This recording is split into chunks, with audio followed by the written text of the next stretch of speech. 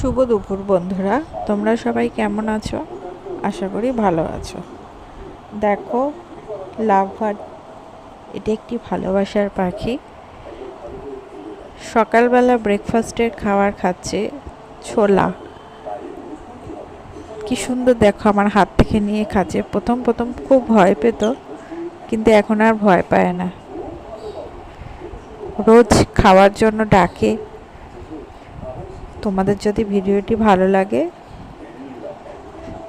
পাশে থেকে সাবস্ক্রাইব করে দিও।